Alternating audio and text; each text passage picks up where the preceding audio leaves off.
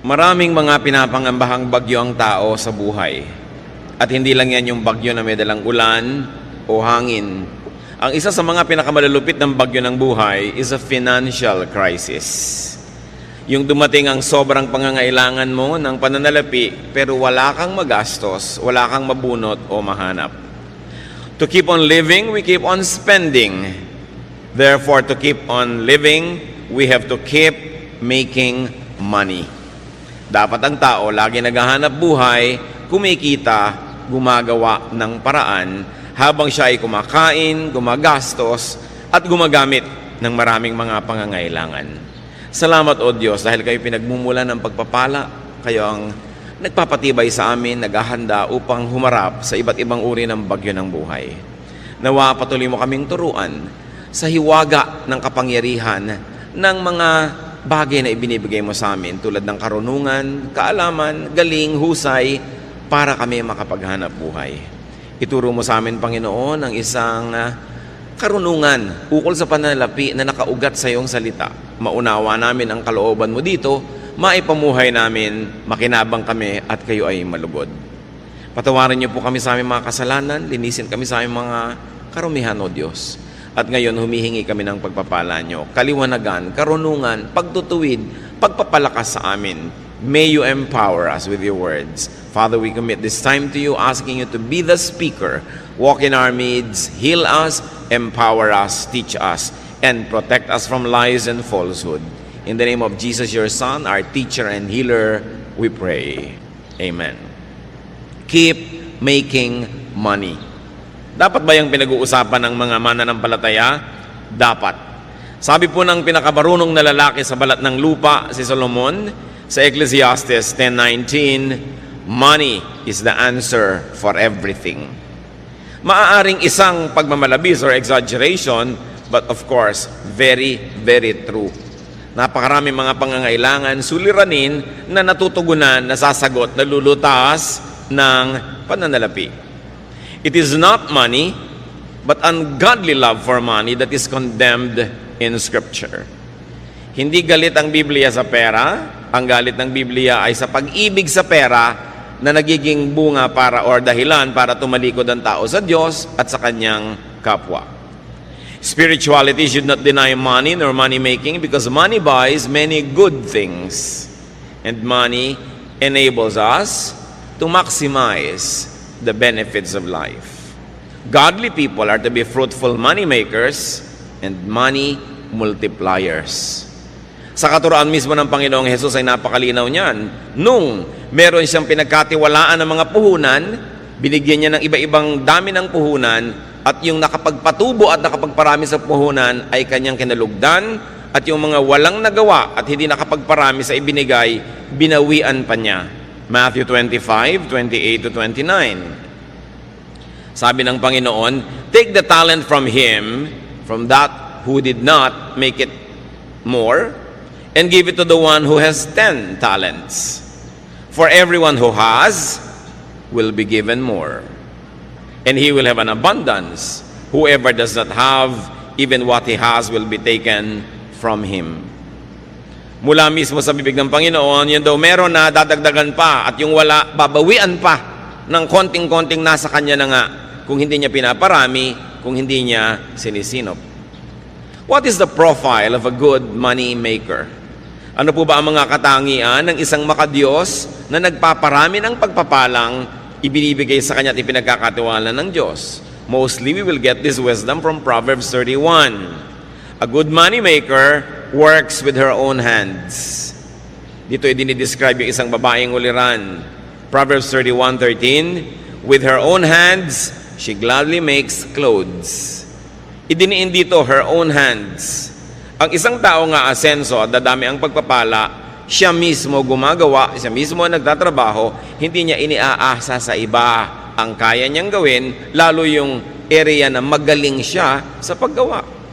Verse 22, she does her own sewing, and everything she wears is beautiful.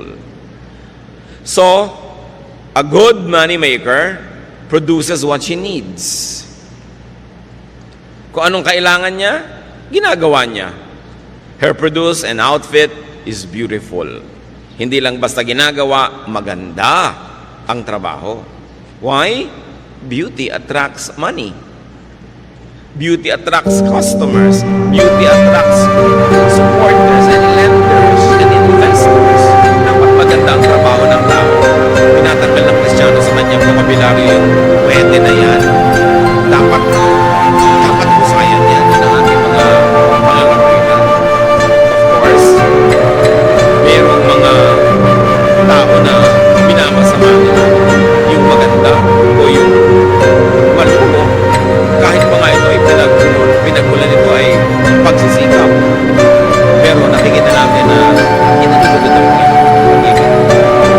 this woman, who is the ideal person to make money, produces surplus goods.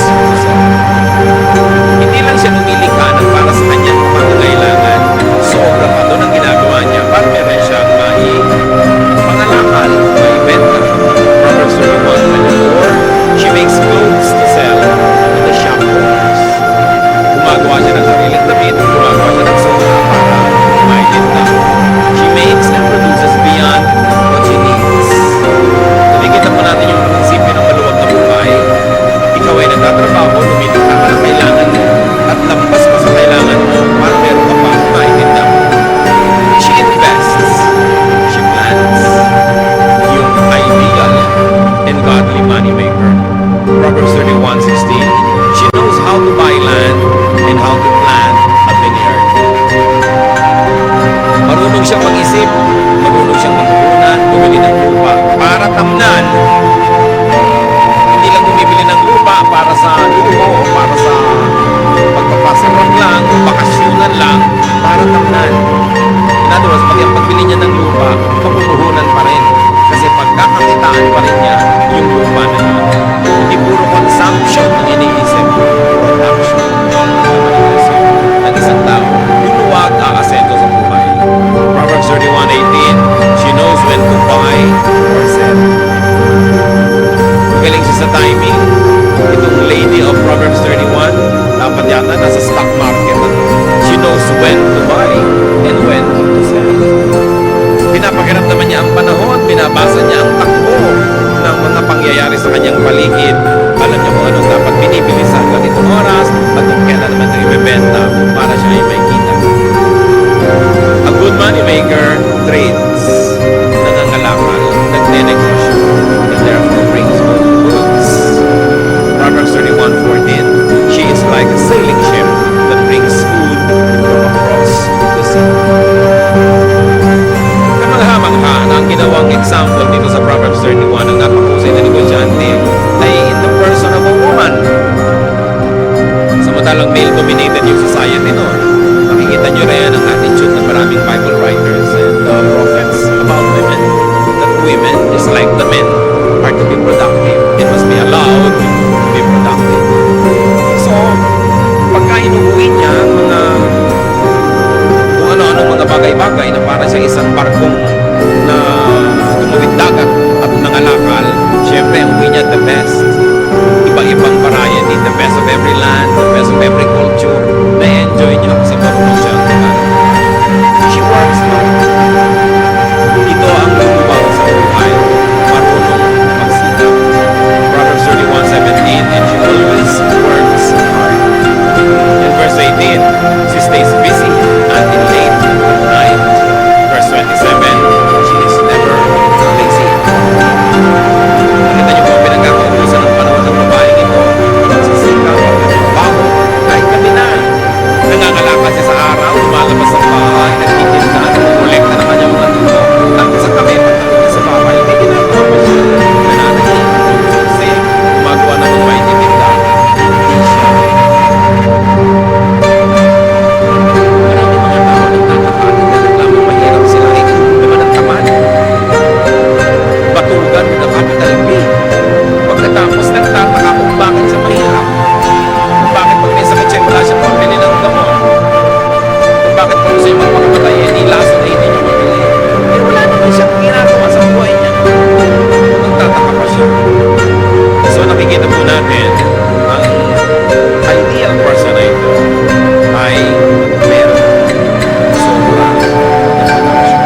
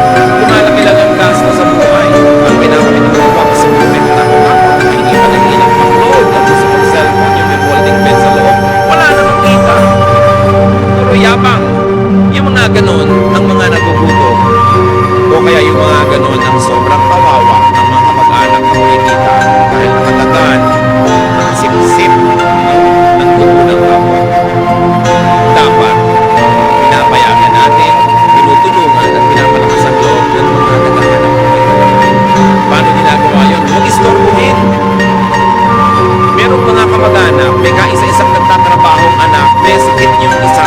Yung pag may trabaho ang pa-absent din para mag-alaga. Ito na nga lang ang kumikita. Ang daming mga walang ginagawang kamag-anak, yung kumikita pa ang inaabala. May mga babaeng walang iba kung ibang text sa asawa at pauwi ng pauwi, nagtatrabaho yung asawa. Nananabik lang pala na may mga kasama. No? Libangin mo ang sarili mo, makipag-usap ka sa anino mo, makipag-chess ka sa anino mo. Huwag mong istorbuhin yung nagtatrabaho. Diba? Huwag lagi na lamang na pagka merong kinikita, pitasan ng pitasan at hingan ng hingan. Yan ang dahilan. Kaya marami po sa ating mga kababayan na wala ng gana na magnegosyo, mag-agrikultura, mag-amungunan, maghanap buhay sa dami ng naningigil, sa dami ng humihingi, tinatamad na tuloy yung ibang magtrabaho. Subukan niya sa mga malalayong kanayunan, tayo kayo ng negosyo, ang daming sumisingil na pulis nyo at hindi lang yung gobyerno. Maraming gusto humingi. Subukan mo magbiyahe ng mga gulay, ang daming kumaharang sa isang daan. Pagka-rapper ka, walang kumaharang. So, napakaraming pabigat at mahirap sa mga gustong maghanap buhay. And many of our countrymen get demotivated na maging productive sila sa buhay. Parang sa mga kamag-anak na nakakatakot umasenso dahil sa dami ng kakapit sa'yo, kung kayong lahat. Napakahirap magpakita ng konting kaluwagan kasi marami hanggang mangungutang. Ang trabaho tuloy ng iba kahit meron daig ng daig. Kung pare, maparaming problema sa takot. Nahingan sila ng mga walang hanap buhay. Balikan natin itong babae na ito na kinakatawan din ng sino man, lalaki man yun, na marunong maghanap buhay. She is positive. Sabi ng Proverbs 31:25, she is strong and graceful as well as cheerful about the future. Yung cheerful about the future is translated by other person as she can laugh at the days. Magaan siya kasama, nakapalangiti, maganda ang kumas ng mukha, at maganda ang pananaw kung sa pinapapasan.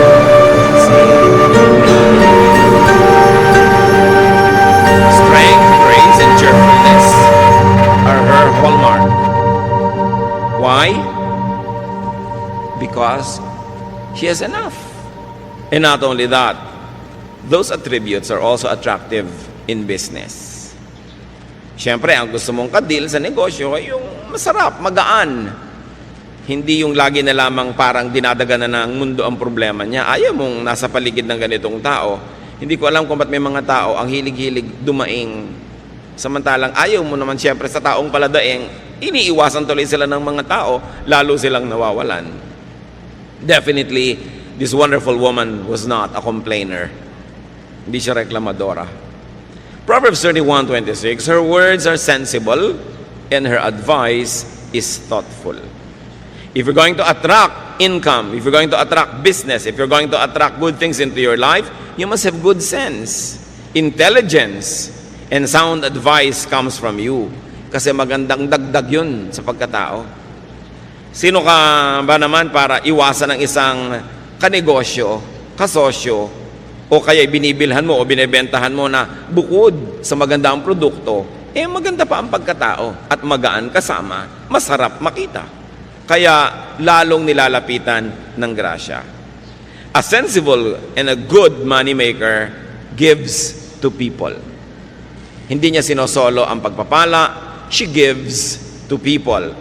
Tulad ng nakita natin sa Proverbs 31:20, she helps the poor and the needy. Palabigay, nag-aalala at nag-iisip sa mga kapuspalad. She gives to the needy and the poor. Sabi ng Proverbs 19:17, he who is kind to the poor lends to the Lord, and He will reward him for what he has done. Ang matulungin, maawain sa mga dukha, sa mga maralita at mga nagigipit, ay para daw nagpapautang sa Diyos. Papayagan kaya ng Diyos na may utang siya sa inyo na matagal? Siyempre, babayaran kayo agad ng Diyos at sobra pa, alangan namang siya pang may utang na loob sa inyo. So, pag nagbibigay ka sa mga kapuspalad, daig mo pa ang nagpapautang sa Diyos. Ibabalik niya agad. At kung hindi mo man maramdamang ibinalik, isipin mo na lang, saan mo namang kinuha yung ipinahirat luwag mo doon sa mahirap? Hindi ba sa Diyos din ang galing? Nauna na, baka na-advance. Yung mga iba nagsasabi, ba't gumagawa ako ng mabuti, wala pang ibinabalik ang Diyos? Baka naman na-advance na sa'yo. Naghahantay ka pa ng iba, nauna na palang ibigay sa'yo. Along with hard work, this is the best insurance against poverty. To be a good giver. Kasi ipinapangako naman sa Biblia, lahat ng tanim may ani. Kung hindi man sa exact person na tinulungan mo yung ani, may ani yun sa iba. O kaya kahit wala ka pang anihin, saan mo naman kinuha yung tinanim mo? Again, na-advance na yon. A godly moneymaker is a good giver. You make a lot of money not only for yourself, but so that you will have much to give away. Very, very godly purpose. Also, she gives to or pays the deserving. Lagi tayong nag-iisip to give to the needy. Nakakalimutan natin to give to the deserving, or at least to pay the deserving. And this woman pays her production partners. Hindi lang sa needy. Marunong siyang magbayad sa trabahador. Marunong siyang magbigay ng parte sa kanyang mga investors. Hindi niya sinosolo ang kita. May mga tao na bibigyan ng Diyos ng pagkakataon na kumita, pero sinosolo. Kanila lang nababawian tuloy. Meron naman hindi marunong tumanaw ng utang na loob, hindi malang magsukli doon sa mga tumulong sa kanila, nagbukas sa mga pinto, nagbigay ng pagkakataon o namuhunan, tumatalikod, nababawian. Ang pinakauna natin dapat na inaasikasong bigyan, yung mga kasama natin sa hanap buhay. Kung kayo ay namumuhunan, edi yung mga trabahador nyo, mga tauhan. Deuteronomy 24:15, tungkol sa pagbabayad ng trabaho, pay him his wages each day before sunset, because he is poor, and he is counting on it. Otherwise, he may cry to the Lord against you, and you will be guilty of sin. Pag pinagtrabahuhan na, bayaran na. Lalo at arawan yung manggagawa o lingguhan, huwag nang pinapatagal pa. Nakita nyo ang kawawang si Sisa sa Noli Me Tangere? Nagpuyat para manahe, nung kanyang i-deliver, hindi nagbayad ang don niya, saka na lang daw, dahil ayaw niyang bumangon mula sa silyon. Samantalang napagtrabahuhan na ng tao. Galit ang Diyos sa mga namumuhunan na hindi nagbabayad agad sa kanyang mga trabahador. James 5:4, look, the wages you failed to pay the workmen who mowed your fields are crying out against you. The cries of the harvesters have reached the ears of the Lord Almighty. Ganoon, ang mga daing ng mga kapuspalad na nagtrabaho na hindi pa binabayaran, nakararating sa langit at sila ibinabawi ng Diyos. Ang mahusay maghanap buhay, mahusay magbayad ng kanyang mga trabahador. Mahusay din siyang magbigay ng parte sa kanyang mga investors. Mahusay siyang magbigay ng produkto sa kanyang mga customer. Lahat nakikinabang pag sa kanya nakikipangalakal. Kaya binabalik-balikan siya, kinakawilihan, lalong yumayaman. Hindi yung mga one-shot deal lang na nang dedenggoy ng kapwa, iniisahan nila yung kapwa, tuwang-tuwa sila, pero wala nang babalik. At siyempre kakalat yung balita, at kung hindi man, wala bang Diyos na nakatunghay sa lahat ng ating transaksyon? Ang mahusay maghanap buhay, lalo't namumuhunan, lets her workers rest. Pinagpapahingan niya ang kanyang mga manggagawa, hindi lang ito para mga makina. Exodus 20 verse 10, on the seventh day you shall not do any work, nor your manservant or your maidservant. Ito lang ang commandment na talaga namang napaka-thoughtful sa mga manggagawa. Pinagbabawalan yung mga among magtrabaho pagka araw ng pangiling. Bakit? Siguradong pag nagtrabaho sila, madadamay ang mga tauhan nila lahat. Alam nga naman nagpapahinga yung tauhan. Tapos yung boss nagtatrabaho. So pinagbawalan ng mga boss magtrabaho at idiniin at nilinaw. Pati ang inyong mga katulong, mga kasamahan, manggagawa, huwag nyo silang pagagawin. Ibig sabihin, bibigyan sila ng 1 day of rest in 7 days of work. So 6 days of work must be broken by a 7th day of rest. It's a command with the working class in mind. Napakabait ng Diyos. Marami pong mga nilikhang mga Diyos at Diyos-Diyosan ng iba't ibang mga kabihasnan, makamayaman lang. Puro mga pang-uuto at panggigipit sa mahihirap ang katuruan ng relihiyon. Pero itong Diyos na ito na gumawa ng Ten Commandments, mahal niya ang mga manggagawa. Tiniyak niya na kasama sa pinakamataas niyang mga kautusan ang pahinga ng mga manggagawa. So kung may mga masisipag tayong mga money makers, mga kapatid, lalo't kamag-anak nyo ito, kaibigan, huwag dalain. Huwag naman nating dadalain ang palabigay. Kung kayo yung manggagawa, binibigyan kayo ng pahinga, kinabukasan, absent pa. Abuso na yon. Huwag nating aabusuhin yung mapagbigay. Binigyan ka na, sabi nga ng matatanda, na ilubog ang kamao, ilulubog hanggang siko. Aabusuhin ang mapagbigay. Pagsasamantalahan naman ng mabait. Ang nangyayari tuloy, yung mga may mabubuting puso na dadala, tumitigas na rin ang puso. Yung mga iba na kapwa natin mahirap, nagrereklamo, yung daw mayayaman, mga mata pobre.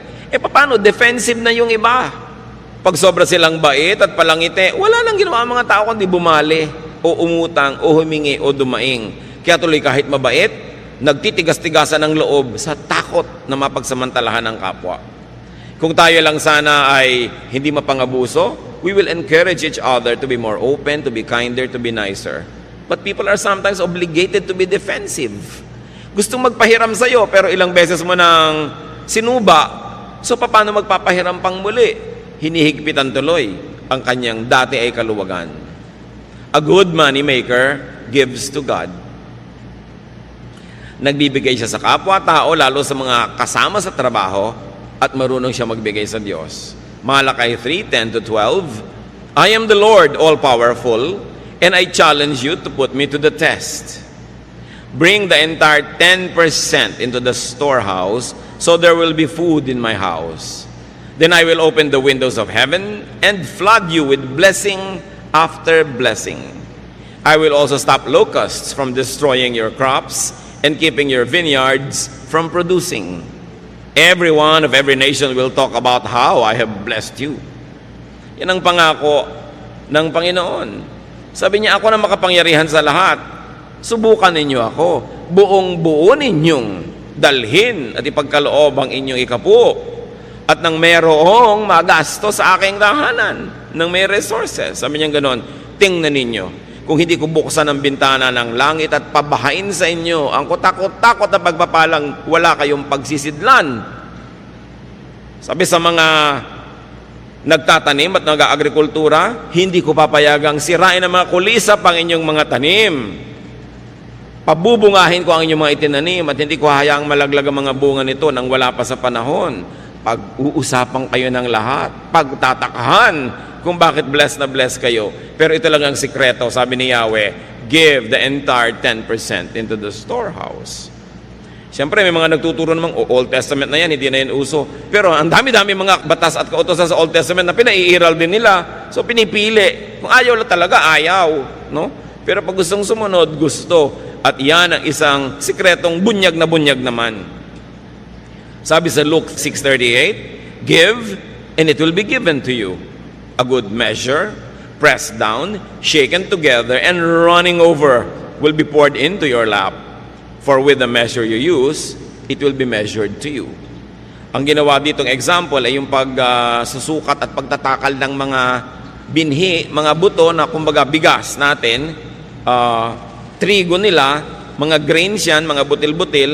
Pag bumibili ka, pag magaling ang pulso nung nagtitinda, ang galing-galing niya maglagay ng mga grains na yan, doon sa takalan, doon sa salop, maluwag pala, maraming air spaces between. Kaya pag tinagtik mo ng tinigtik yun, lulubog ng lulubog, hindi pa pala puno talaga. Pero sabi ng Panginoon, sabi, magbigay kayo at ganun din kayo bibigyan. Tama ang sukat. Tiniktik, niliglig, siniksik. Hindi dinaan sa bilis. Halos daganan pa, tapakan para talagang lumubog, at tapos yung natitirang nakulang na naman, pupunuin na naman. At sabi, hindi lang yon, umaapaw pa. Ganun ang sukat. Tapos malinaw ito mga kapatid, ha? For with the measure you use, it will be measured to you. Gusto nyo pala ganun, siksik, niliglig, umaapaw ang bigay sa inyo ng Diyos, ganun din ang pagbibigay sa Kanya. A good money maker is a good money giver. Because the very spiritual dynamics of receiving is for us to have much more so that we can also give to others, to people and to the works of God. What is the lifestyle of a godly moneymaker? Pag makadiyos, pinagpapala, lumilikha ng maraming mga kayamanan, anong uri ng pamumuhay mayroon siya? Sabi sa Proverbs 15:6, the house of the righteous contains great treasure. Malinaw. Pag nalulugod sa iyo ang Diyos, masipag ka, naghahanap buhay ka, at matuwid ang iyong puso, mapupuno ang bahay mo ng maraming mga kayamanan. Magagandang mga bagay na minamasama naman ng mga hindi kumikita. Many people who do not make enough demonize a hardworking and a godly planter for his good harvest. May mga Kristiyanong na-offend pag may mayayamang mga Kristiyano na nagbabakasyon ng first class, sumasakay ng first class, gumagastos ng first class. Sinabi na nga, kung righteous ka at marunong ka maghanap buhay, your house will contain great treasure. Hindi dapat yan ika-offend ng mga walang-wala. Madalas yung offense na yun, inggit eh. No? Huwag natin na sina-sour grape. Yung parang isa kang bear, meron kang pinipitas na grape, hindi mo maabot, at dahil hindi mo maabot-abot, sabi mo, maasim naman yan, wag na lang. Yung pinagmula nung kasabihan na sour grape. So yung mga hindi yung mayaman, pinapasama nila yung kayamanan. Masama yung mayaman, ayoko maging mayaman.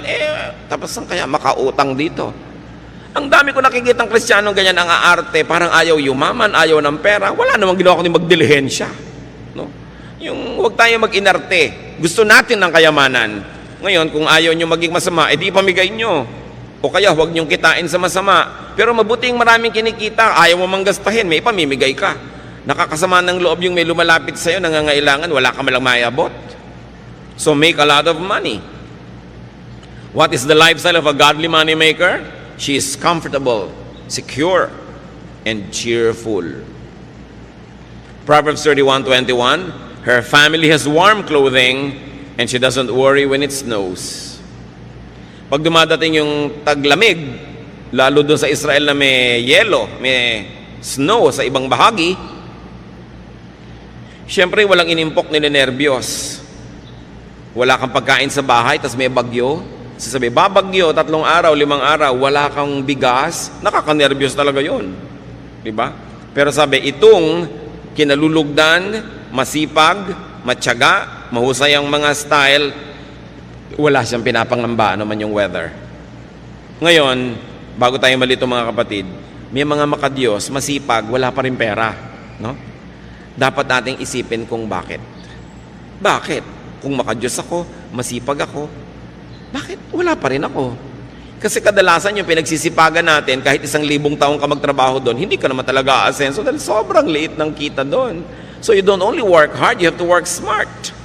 Titingnan mo, ito bang nakalagyan ko na ito na trabaho or profesyon, maahahango ako sa buhay kung masipag ako? Kung wala kayong nakikitang pag-asa, dead end yun, dapat lumipat kayo na ibang magagawa sa buhay, be more creative, create more, kasi maraming Pilipino masipag talaga. Pero yung pinagsisipagan nila parang dead end. Parang wala namang makikita kang asenso dun sa lugar na yun, maliban na lang maging creative sila and reinvent the profession or reinvent their style to make more money. Proverbs 31:25, this godly businesswoman, she is cheerful about the future. Yun yung pinag-usapan natin, she can laugh at the days to come. Sino ba ang pwedeng tumingin sa kinabukasan na may kasamang ngiti? E di yung may ipon, lalo naman yung may ipon na patuloy pa rin kumikita. At ito ang challenge sa ating OFW phenomenon. Maraming kumikita, mababasa nyo sa dyaryo, buwan-buwan, bilyon na dolyar ang pumapasok sa Pilipinas. Pero marami naman sa ating mga OFW, matanggal sa trabaho o umuwi, after 6 months, gutom na naman. Paano marami doon sa pamilya, walang inatupag kundi gumasta. To consume and consume and consume. Remember this Proverbs 31 lady? She buys a piece of land to use it in agriculture. Para may kitain. Hindi yung bibili ka agad ng kotse. Pag may kotse ka, puro gasolina yan. Anong kita mo dyan? Puro gastos. Pag bumili ka agad ng bahay, edi gastos din yon. Lalo't inutang mo pa. Hindi isipin, paano kaya tayo mamumuhunan para tayo kumita, para kung umuwi na si OFW, patuloy pa rin tayo yung kikita. Hindi nakaasa tayo ng nakaasa sa sweldo, agad na agad, hindi pa nga kinikita, nauutang na, dahil walang ginawa ang pamilya, kundi mag-consume, consume, consume. We must produce. Lagi ko na lang sinasabi yung proverbial kawali and kalan. Bumili ka lang ng isang kawali at isang kalan na debomba, bumili ka ng isang piling na saba, lagyan mo ng konting asukal, iprito mo, banana Q. Yung kanina ay 50 pesos mo, magiging 75 o 100 pesos. Eh hindi ang iniisip ni Mrs. yung bumili ng kawaling 500,000 ang isang set. Yung pwede mo nang tirhan sa mahal. No? Kasi yung isang kumare niya, mas maganda rin yung kaldero doon. Wala ka namang mailuto. At napakarami ko nang nakitang ganyang kaldero na biglang nasa sanla pagkatapos. Ano? Dahil hindi naman masustain.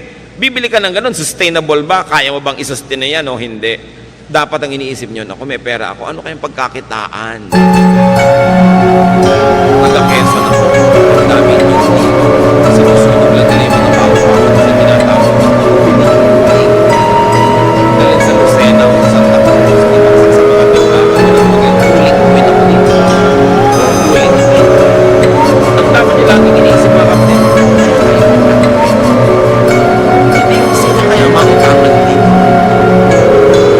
At ang mga pinag-iisip, ano kaya ang mga pili? Hindi, ano kaya ang mapulis? Nakita nyo yung babae na nakikipan ng mga bagay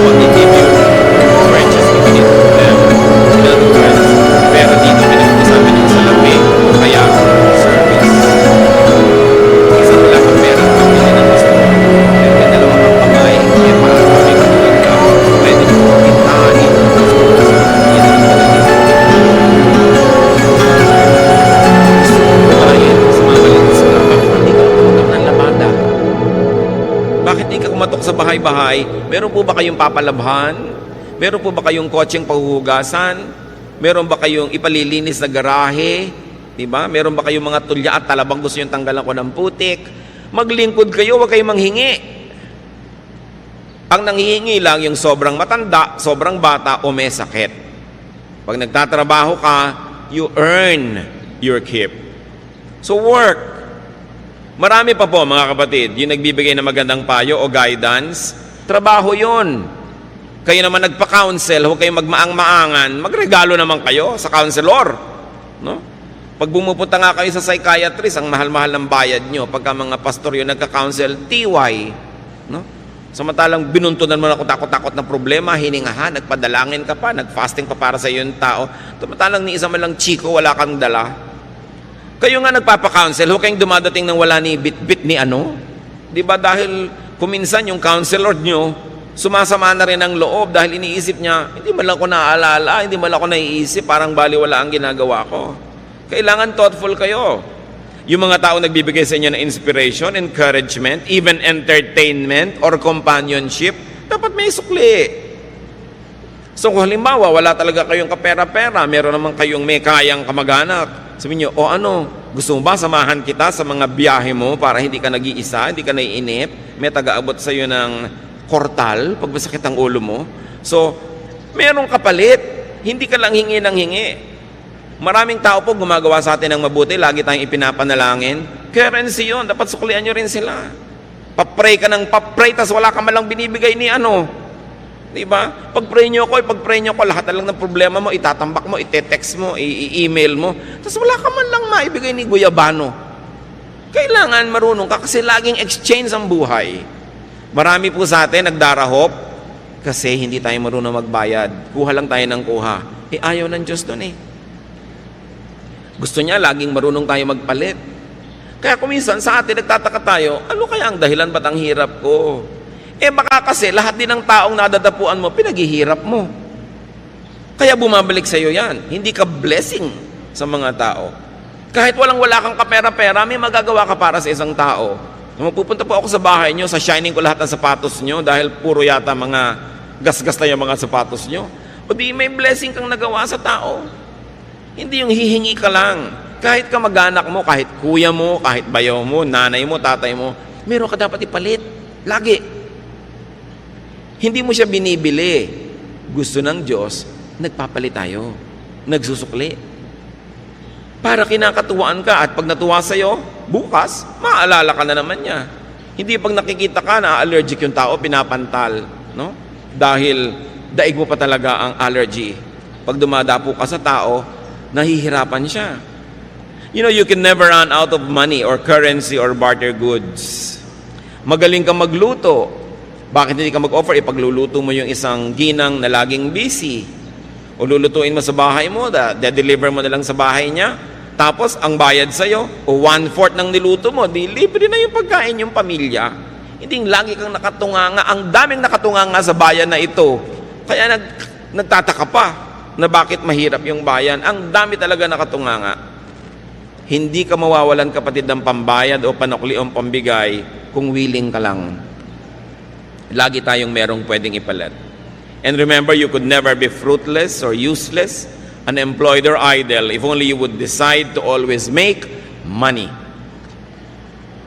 And that money is pera or services. Anything na pwede nating ipambayad para makuha natin yung gusto natin, it's considered money. Ngayon, nasa katanghalian, tapat kayo na inyong buhay, malakas ang kita nyo, take advantage of your best season. Para mga artista, may panahon na sikat, hot na hot property talaga, kita dito, kita doon. Pag hindi nag-ipon, pag hindi nag-invest, kawawa naman pag lumalaos na. Dumadating yung tanghaling tapat ng buhay natin. Dumadating din yung alauna, alas 2, alas 3 ng hapon, alas 5, 5:45, marapit na mag-orasyon. No? Dumadating yan. Dapat handa ka dyan. Dahil hindi naman surprise. Dahil darating talaga yan. So earn the most, invest the most, save the most. Sabi sa Proverbs, look at the ant. Yun daw langgam. Marunong magtrabaho. Pag panahon ng tag-ani at tag-araw, kolekta ng lahat ng maiuwi. kasi darating ang tag-ulan na hindi na niya magagawa yon. So always ask yourself, ano ba ang mapagkakakitaan dito? Dapat gawin natin yun na pananaw. Maglaro kayo ng sungka. Sa mga naglalaro pa ng sungka, hindi ba lagi dapat may sube? O ayan, magsusubi ka, tsuk, naglagay ka sa bahay mo. Hindi yung pwedeng ikot ka lang ng ikot, wala ka inilalagay dun sa bahay. O, sube, ganun. Para meron kang naitatabi. Alam nyo, sabi na isang may doktorado sa anthropology, yung sungka daw, ang sinaunang computer ng mga Pilipino.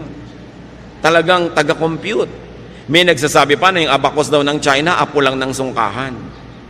At meron pang nagpapatotoo na only in the recent past, maraming mga tindera sa probinsya gumagamit ng sungka pang compute ng mga sukle at bayad. Ang mga sinaunang Pilipino po ay mga negosyante. Hindi sila katulad ng mga sinasabi ng ibang ngayon na mga tamad daw. Mga negosyante, mga importer and exporter, at very good ang credit standing.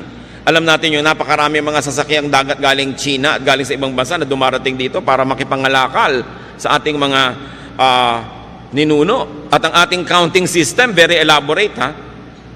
Sa bawat isang zero, meron tayo dinadagdag na salitang po, 10, 20, 30, di ba? Dagdagan nyo pa ng isang zero, daan. 100, 200, 300. Isa pang zero, 1,000. Dagdagan nyo pa na isa pang zero, 10,000 na yon, laksa. May salita tayo dyan, laksa. Ang Greek culture, ang Hebrew culture, ang maraming cultures hanggang 10,000 lang ang bilang. Pero sa Tagalog, meron tayong 100,000, yuta. Meron tayong 1,000,000, angaw. At meron tayong 10 million, kati.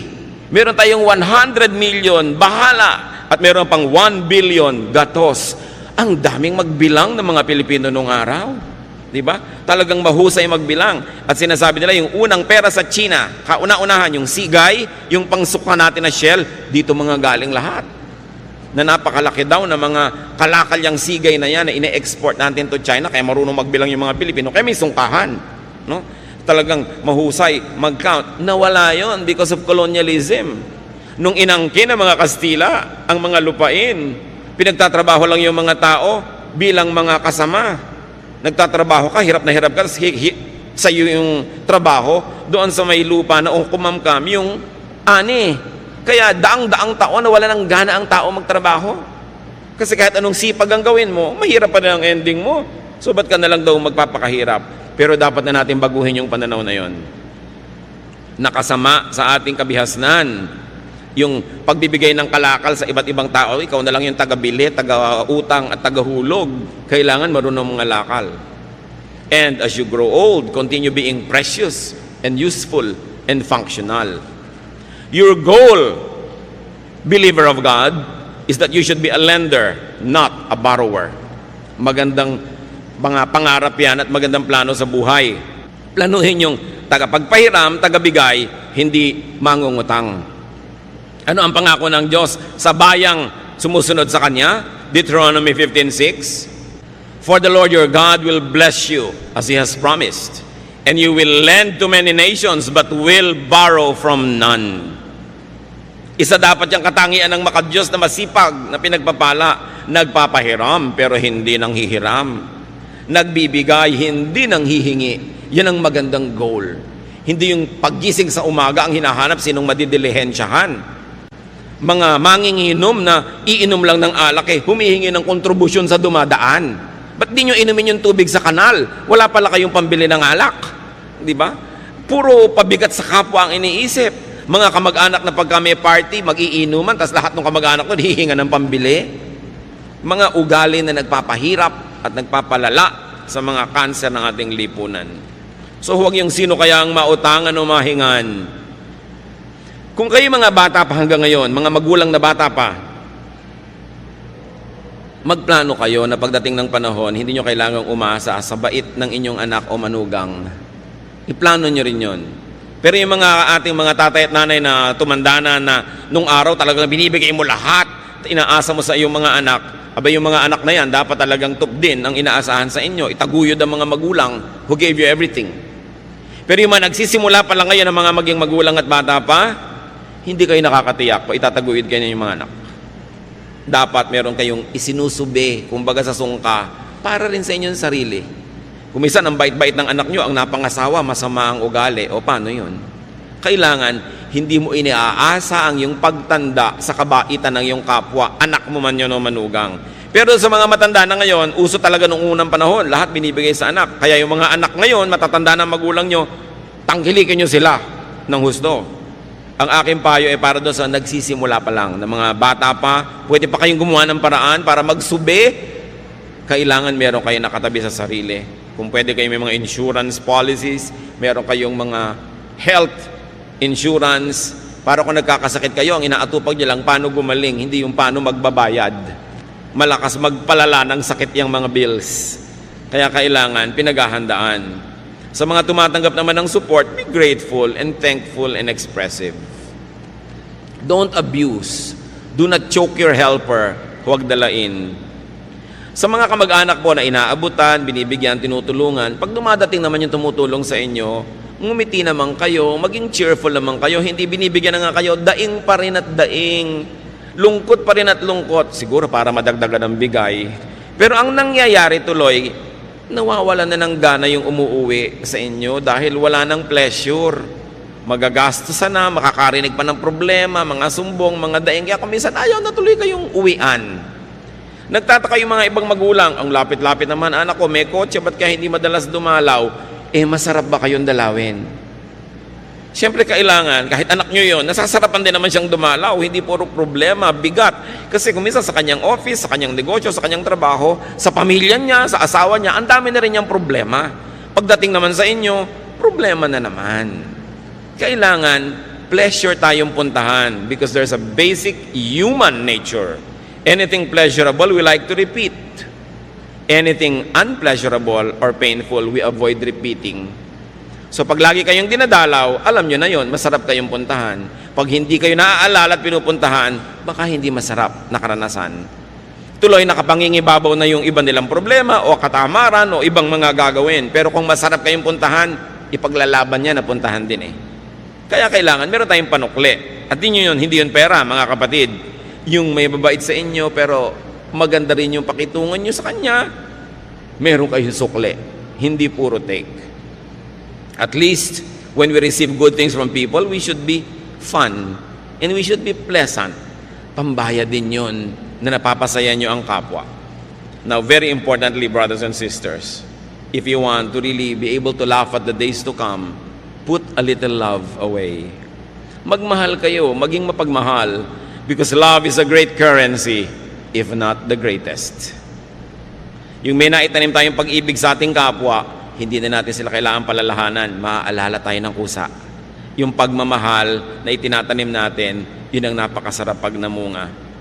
So, while we are alive, we keep on spending. So if your health or age does not prevent you, you must keep making money. Maraming nalulungkot, marami daw compromises ang mayaman, pero hindi ba ang daming compromises ng nangangailangan? So huwag nating masamain ang pera, huwag nating masamain ang paghahanap buhay, ang pag-iimpok, ang pagpapayaman, basta hindi tayo inilalayo sa Diyos at sa ating kapwa. In fact, nagiging kamay tayo ng Diyos sa palatulong sa kapwa kung sobra-sobra ang mga biyaya sa ating buhay. Ama namin sa langit, turuan niyo po kami na siyasatin na aming mga sarili, suriin namin sarili kung bakit kami ay maluwag o mahirap, kung bakit kami ay yumayaman o nagdarahop, kung bakit madaling dumating sa amin ang mga biyaya o hirap na hirap dumating. Ituro niyo sa amin, Panginoon, kung may mga gawa kami, ugali, pamamaraan na sumisira sa aming kayamanan, sa aming pagkakataong mag-impok. At nawa ang ugali namin patuloy naming baguhin, magpabago kami sa inyo para maging mahusay kaming maghanap buhay, mahusay mag-impok, mahusay magparami ng mga blessings na ipinahihiram nyo sa amin, mahusay magbigay sa kapwa at sa inyo, at mahusay din naman kaming magbigay ng gantimpala sa aming mga sarili, sa aming mga kapaguran. Turo mo sa amin, Panginoon, na yung bagyo ng financial need can be avoided or minimized kung nabubuhay kami ayon sa iyong kalooban. Magbulay-bulay tayo mga kapatid, sumandali. Pasalamatan ng Panginoon sa bawat isang tumutulong sa atin financially o nakatulong, baka naman nakatulong na, nilimot, magbayad-bayad tayo at magsukli-sukli ng utang na loob. At huwag din nating kalimutan na magtanim naman sa iba, magtanim ng pag-ibig at tulong, because hindi natin alam kung kailan tayo naman ang mangangailangan ng habag ng ating kapwa. Ama, sa amin pong sandaling pananahimik, kapiling kayo, ituro nyo sa amin ang mga praktikal na bagay para lalo kaming gumaan sa buhay, lumuwag at makapagbigay pa kami sa aming kapwa at sa iyong gawain. Father, speak to us powerfully as we spend some time with you in silence.